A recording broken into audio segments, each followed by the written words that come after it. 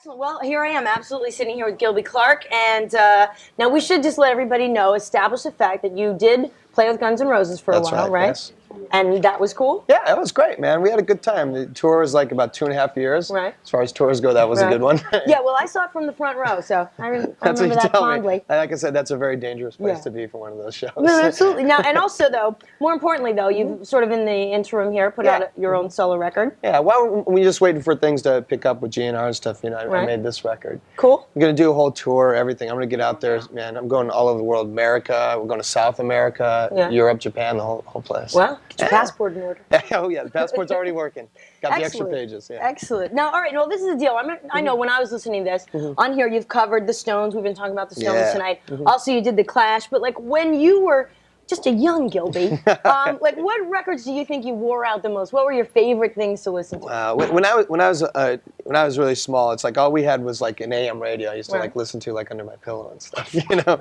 But I like the Stones. I like the Beatles and stuff. You know, this record, my record doesn't look anywhere as nice as that one there. That is a pristine copy. I will have it checked at the door, so you are not leaving with that. Yeah, that one would go good in the collection. But T-Rex, man, a big T-Rex fan, man. I have all his records. Yeah, Mark and then I had Bolan to switch him to CD. Right. Oh, cool. Well, actually, here we have a little taste. There you go. So basically, so you say you picked this one up now on CD. Your grooves were pretty deep. Yeah, you know, I mean, you know, the thing about the new technology and everything, you got to change everything over. Right. Sometimes it's hard to find those, but this is a good one. And actually, you know, personally, like I've stolen a lot of my mom's Bob Marley records. A lot of stuff sounds better old and groovy. It really does. At first I thought that the Stones sounded better on CD, but then they got the new CDs out, you know, that are great sounding. Well, that's cool. Speaking of new CDs, you're so good at transitions. You're just rocking. Damn.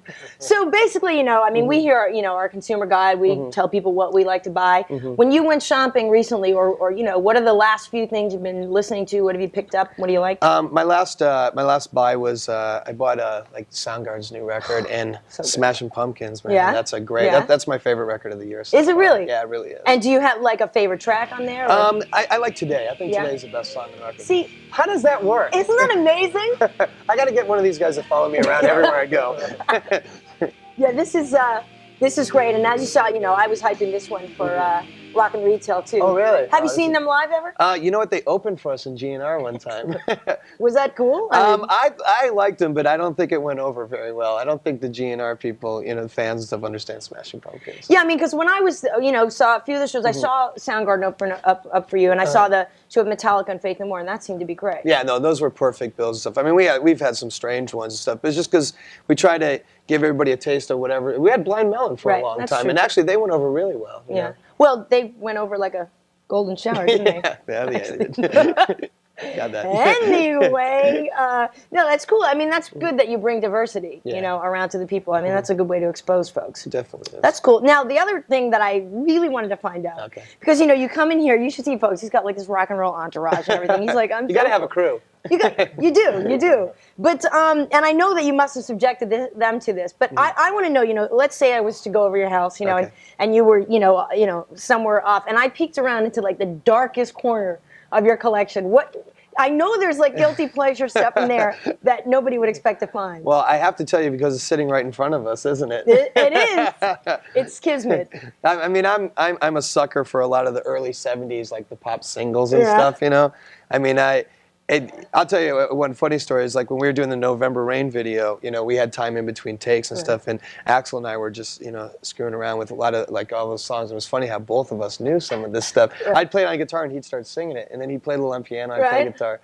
But yeah, I mean, you know, these '70s things are great packages, and there's a cutoff of This Night Chicago Died is like, you know, a song that I way grew up with, man.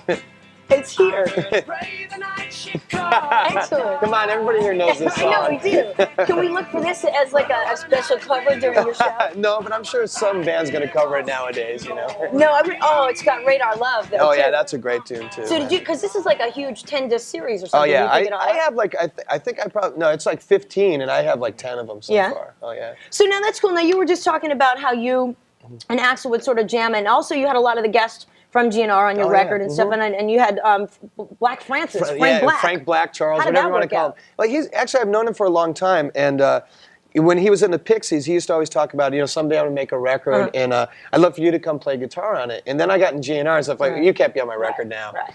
And so when I made my record, I thought I'd punish him and have him come down and play. So it was punishment. Yeah, it was punishment. But by then he became Frank Black, in the interim. So, and I was doing a Clash song, and in a way to keep a Clash song authentic, because I thought I needed somebody like Charles on it. Did you ever go see the Clash? I've never seen the Clash. See, live. I'm so hurting. I know. I wish I did. It came so fast, and unfortunately, when you're in a band and you're always touring and stuff, you miss so many things. Right. No, I hear that. So now when you come tour, you were saying December. Is that December's first the States? Well, I'm on tour right now. Oh, you are but on tour. New York, I'm going to come back and I'm going to play here in December. But we're going all over the States for about a month and a half. Then I'm going to South America with Aerosmith. Really? Yeah, play a couple dates there, and then I'm coming back to America, and then Japan, then Europe. Right. And Well, that's all I can remember. And now, who is somebody good opening up for you here in town? Oh, actually, my mom would let me have my freedom. Who can we look for to open up for you in the States? In the States, I have a band called the Buddha Heads, which is a really great rock and blues band and everything. And we just want to set the pace with them playing first, and then we're going to play, because we're like a jam band, man. We just go all night. Yeah, well, that's one thing that I definitely thought about this record. It sounded like you had a good time cutting it. It was with all the people that are on it. We're all friends. We all knew each other. Everybody, it was like a party the whole time. Some of the guys I couldn't even get rid of.